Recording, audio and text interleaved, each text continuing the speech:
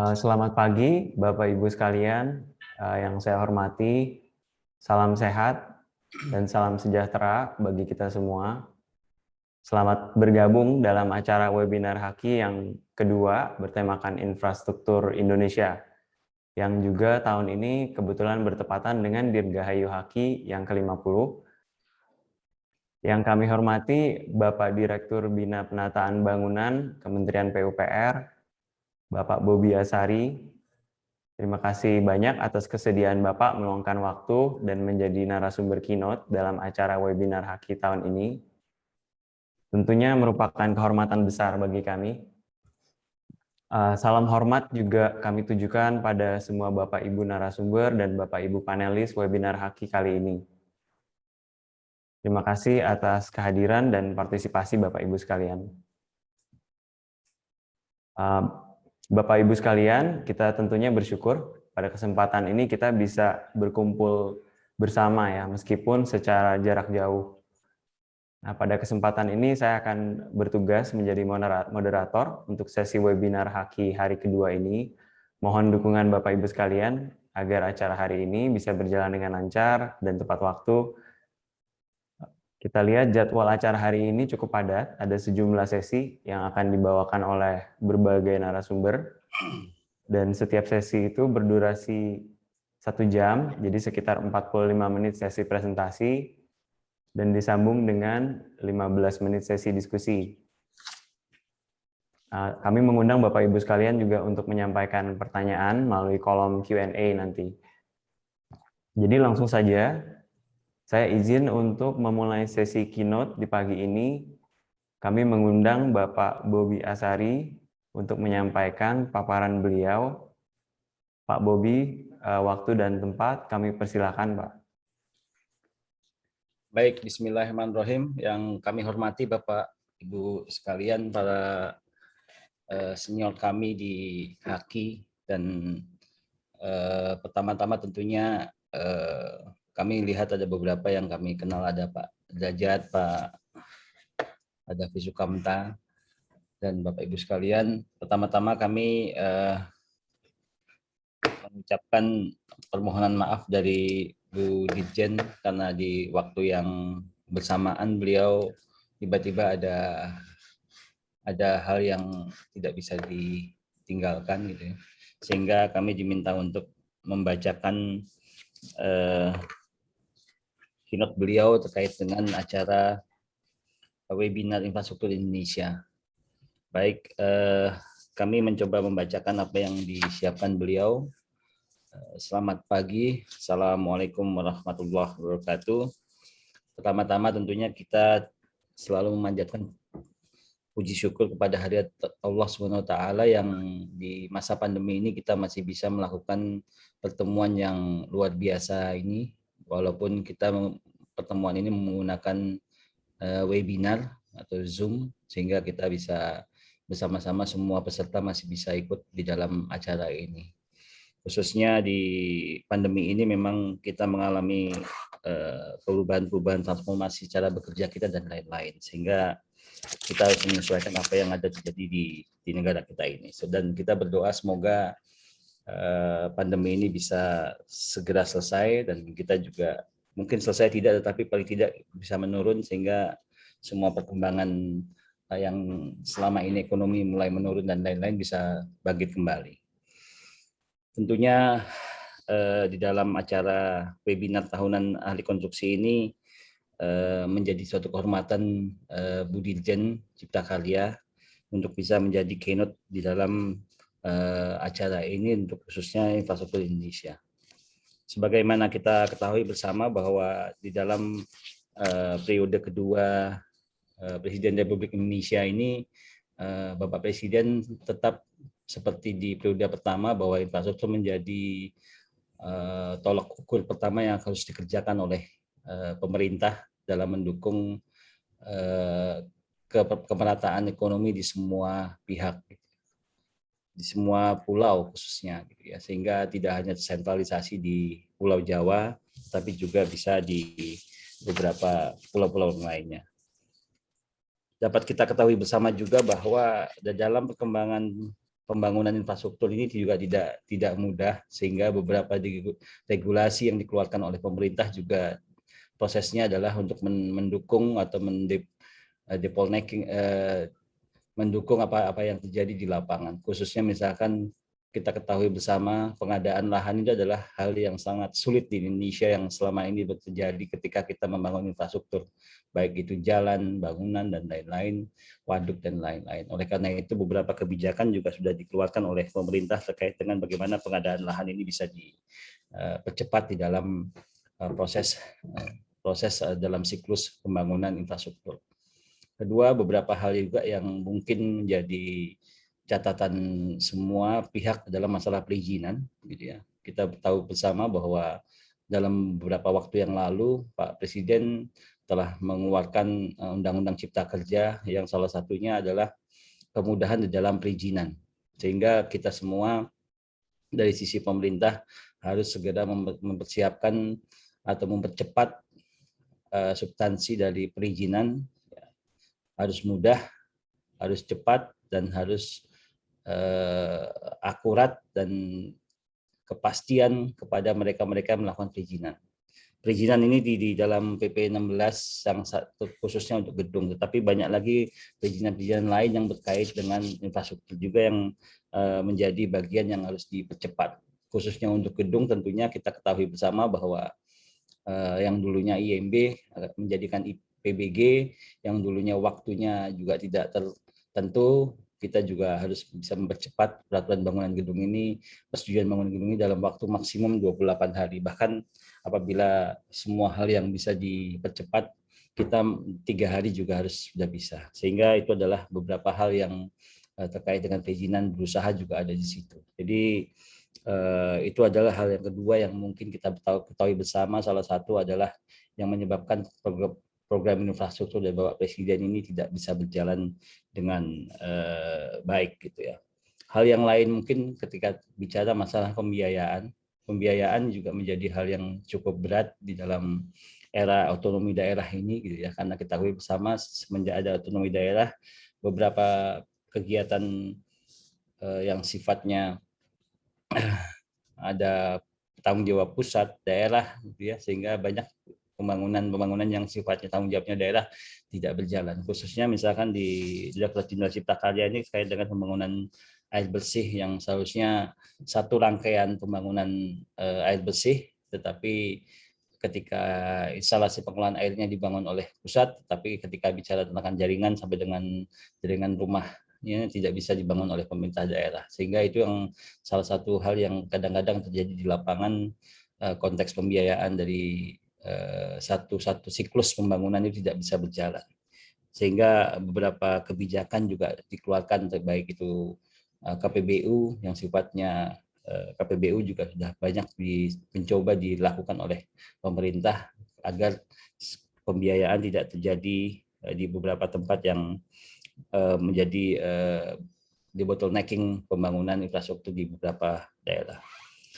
Sebagaimana kita ketahui bersama juga bahwa di masa pandemi ini pemerintah ini mengalami hal yang sangat luar biasa, sehingga banyak pembiayaan yang seharusnya sudah dilakukan, kita lakukan semacam refocusing, jadi artinya beberapa juga ada relaksasi, sehingga ada pekerjaan-pekerjaan yang sudah terkontak yang harusnya selesai di tahun ini, kita harus men-shiftingkan kepada kegiatan-kegiatan di tahun-tahun berikutnya, sehingga semua pembiayaan ini akan diutamakan adalah untuk dukungan bagaimana kita untuk menyelesaikan pandemi ataupun COVID ini. Khususnya pemerintah atau pekerjaan umum ini, PUPR ini saat ini sedang ditugasi untuk menyiapkan beberapa penambahan kapasitas rumah sakit ataupun beberapa isoter yang ada di beberapa provinsi untuk memastikan ketersediaan bed-bed yang ada di beberapa provinsi yang memang pandemi ataupun kasus positifnya selalu naik di beberapa tempat. Oleh karena itu memang ini salah satu hal yang juga menjadi tantangan kita bersama, bahwa di dalam masa pandemi ini menjadi hal yang sangat perlu harus dipastikan bahwa di tahun berikutnya semoga itu bisa dilakukan dengan baik. Kemudian beberapa terkait dengan perkembangan peraturan-peraturan yang ada di khususnya infrastruktur gitu ya, bahwa kita ketahui bersama kami di PUPR juga telah menerapkan beberapa peraturan yang SNI terkait dan khususnya misalkan SNI 1726 tahun 2019 terkait dan gempa ataupun SNI 1727 tahun 2020 terkait dengan beban minimum gitu ya.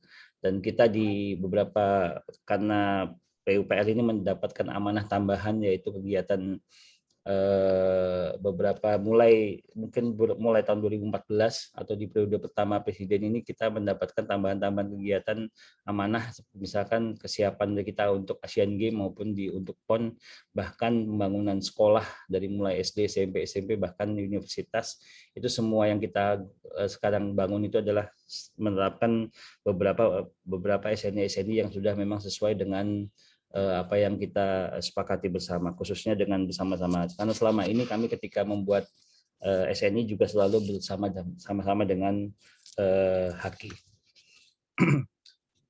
Oleh karena itu tidak bisa kita hindari bahwa peningkatan pesat yang ada juga di perkotaan, urbanisasi ini juga harus disediakan oleh kami di pemerintah ini terkait dengan infrastruktur dasar. Ya, infrastruktur dasar baik itu di perkotaan maupun beberapa di pedesaan, dan khususnya di perkotaan tentunya kita harus bisa menyediakan fasilitas infrastruktur dasar, misalkan air, sanitasi, kemudian jalan lingkungan, rumah gitu ya, sehingga kita ke depan beberapa kawasan-kawasan kumuh juga harus kita kerjakan dengan perbaiki agar di ke depan kawasan kumuh juga tidak terjadi lagi di beberapa provinsi yang memang ataupun urbanisasinya sangat tinggi. Tantangan yang lain adalah kawasan-kawasan ini juga ataupun infrastruktur kita ini ke depan harus berkelanjutan. Kita ketahui bersama bahwa kawasan ataupun pembangunan kita ini di masa depan di kawasan perkotaan akan selalu berkembang pesat gitu ya, sehingga jumlah penduduk akan selalu besar di kemudian hari, sehingga yang sifatnya berkelanjutan itu juga harus kita siapkan gitu ya. Salah satunya adalah misalkan penerapan green building yang ada di beberapa bangunan yang telah kita siapkan. Juga beberapa waktu yang lalu kita juga sudah keluarkan permen terkait dengan green building, sehingga diharapkan mandatori untuk bangunan-bangunan yang harus di green building kan memang tidak hanya gedung pemerintah tapi juga khususnya gedung-gedung swasta yang ada di lapangan. Kita juga mengalami hal yang luar biasa perkembangan kait dengan infrastruktur khususnya di lapangan ketika terjadi beberapa gempa gitu ya. Kalau kita pengalaman di beberapa gempa dari mulai yang besar gempa Aceh, walaupun gempa Aceh ini banyaknya bangunan kita rusak akibat tsunami, tetapi kita juga melihat beberapa bangunan-bangunan struktur yang rusak juga di sana juga banyak. Dari mulai gempa Aceh, bahkan gempa Jogja di tahun 2007, ada juga gempa di 2009 di Sumatera Barat, kemudian ada gempa lagi di Lombok, kemudian ada gempa lagi di Sulbar, ada di Sulteng gitu ya, dan beberapa waktu yang lalu ada angin seroja di NTT. Terkait dengan apa yang kita lihat di lapangan, mungkin Bapak Ibu sekalian saya yakin pernah melihat khususnya para senior kita ini, dan untuk adik-adik semua yang mungkin saat ini ikut di sini juga perlu melihat perkembangan yang ada di lapangan, bahwa hampir semua kerusakan terjadi itu akibat ketidakmengertian atau tidak penerapan SNI yang ada di lapangan. Apalagi pelaksanaan di lapangan ini tidak menerapkan pekerjaan-pekerjaan yang sifatnya sangat detail gitu ya, khususnya misalkan join antara kolom dan balok dan lain. Semua kalau kita lihat dari mulai Aceh sampai di Sulbar gitu ya, hampir semuanya struktur yang terjadi gempa peruntuhan terjadi itu akibat sambungan-sambungan antara balok dan kolom tidak terjadi dengan baik gitu ya. Oleh karena itu mungkin webinar ini menjadikan kita semua momentum agar pelaksana di lapangan, khususnya perencana yang memiliki SKA khususnya struktur, tentunya harus memastikan di lapangan bahwa tidak hanya on paper kita perencanaan, gitu ya, tetapi juga penerapan di lapangan harus dijaga dengan baik, gitu ya. Supervisi konsultan kita harus juga bekerja dengan baik, karena hampir semua yang di lapangan dikerjakan oleh orang-orang non engineering. Artinya tukang-tukang kita ini bekerja tidak secara engineering, gitu ya. Kita on paper dalam penerapan perencanaan menggunakan SNI dan juga menggunakan perhitungan-perhitungan struktur, tetapi ketika kita di lapangan mereka bekerja sepengetahuan mereka saja, non engineering skill, gitu ya. Jadi sehingga kita perlu tantangan kita bersama bahwa ke depan bangunan-bangunan yang memang yang harus disesuaikan dengan SNI harus kita kerjakan di lapangan dengan baik. Oleh karena itu supervisi konsultan juga harus kita bisa beri beri pengertian bahwa di lapangan itu tidak terjadi apa yang terjadi kita inginkan sesuai dengan SNI yang kita selalu gembar-gemborkan atau sosialisasikan di masa di ke depan sebelum semua pembangunan itu berjalan. Hampir khususnya bangunan-bangunan yang apabila kita bicara masalah kerusakan itu hampir seluruh bangunan, khususnya bangunan-bangunan yang sifatnya rumah, gitu ya. Karena rumah rata-rata kita bekerja mungkin dengan tidak menggunakan ahli struktur yang benar-benar walaupun tantangan kita adalah tidak semua rumah juga kadang-kadang memiliki PBG, gitu ya. Oleh karena itu kita berharap dengan adanya PBG ini yang kita juga pembina bangunan gedung ini juga di masing-masing kabupaten kota bisa ditetapkan dengan baik, gitu ya. PBG ini bicara tentang perizinan dan saat ini memang kita menginginkan PBG ini juga menjadi online sistem, sehingga satu online sistem sehingga kita bisa tahu bangunan-bangunan yang sudah melalui PBG ini harus sesuai dengan SNI yang terjadi. Sekali lagi bicara masalah kerusakan yang di lapangan, ternyata persoalannya adalah bagaimana pemerintah juga bisa memastikan bahwa PBG yang di lapangan ini bisa berjalan dengan sesuai dengan apa yang dimintakan, gitu ya. Nah, di dalam PP 16 juga sudah ada penilik bangunan yang tanggung jawabnya adalah pemerintah daerah, di mana ya harus mensupervisi kegiatan yang ada di konstruksi di lapangan itu menjadi hal yang sesuai dengan apa yang kita inginkan di dalam perkembangan pelaksanaan di lapangan, sehingga ketika nanti meminta SLF itu menjadi hal yang sesuai dengan apa yang diinginkan.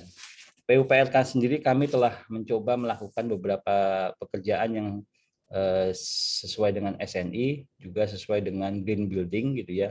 Di beberapa provinsi sudah kita lakukan dan itu menjadi momentum kita bahwa kita menjadi contoh untuk di beberapa gedung di provinsi, sehingga kita berharap teman-teman provinsi juga melakukan pekerjaan seperti apa yang kita lakukan sebelum apa yang saat ini kita lakukan di beberapa tempat.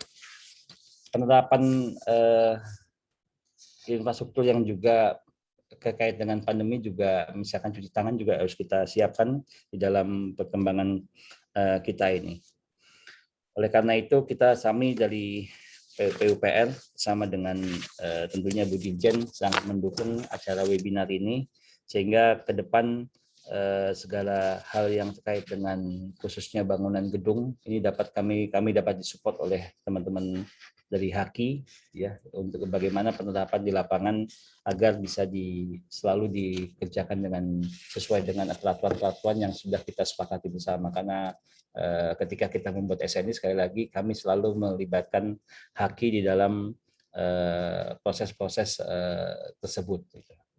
Terakhir tentunya kami berterima kasih khususnya kepada penyelenggara webinar bahwa acara ini kami apresiasi sekali lagi, dan kami berkomitmen untuk memajukan infrastruktur di Indonesia, khususnya bangunan gedung, tetapi juga ada pekerjaan-pekerjaan yang lain, infrastruktur yang lain, tentunya dari PUPR yang baik jalan maupun SDA juga menjadi hal yang utama. Oleh karena itu kita sangat mendukung acara ini, dan khususnya untuk generasi muda, saya yakin di dalam webinar ini kita banyak generasi muda yang mungkin belum sempat melihat apa yang kejadian-kejadian sebelumnya di lapangan, gitu ya. Oleh karena itu setelah webinar ini kami berharap juga mereka mulai terjun ke lapangan dan melihat apa yang terjadi di lapangan, karena apa yang ada di kelas sangat berbeda dengan apa yang terjadi di lapangan. Oleh karena itu kami berharap generasi muda ini bisa menerapkan apa yang bisa kita terapkan di kemudian hari, khususnya bangunan-bangunan yang atau infrastruktur yang berkelanjutan, karena ke depan tantangan Indonesia ini tidak hanya di dalam proses pembangunan, tetapi juga bagaimana kita memastikan bahwa apa yang kita gunakan saat ini masih ada di kemudian hari sumber dayanya, energinya, ya, kemudian juga hal-hal yang lain atau material yang kita gunakan. Perkembangan material juga kita sepakati bersama, kita tahu bersama bahwa selalu ada perkembangan yang luar biasa, sehingga material-material yang sifatnya lebih mudah dan lain-lain itu bisa kita terapkan di beberapa tempat dan menjadi tantangan kita. Mungkin demikian yang kami dapat bacakan apa yang disiapkan oleh Ibu Dirjen Cipta Karya terkait dengan webinar ini, dengan mengucapkan wabillahi taufiq wal hidayah. Wassalamualaikum warahmatullahi wabarakatuh. Kami kembalikan ke panitia.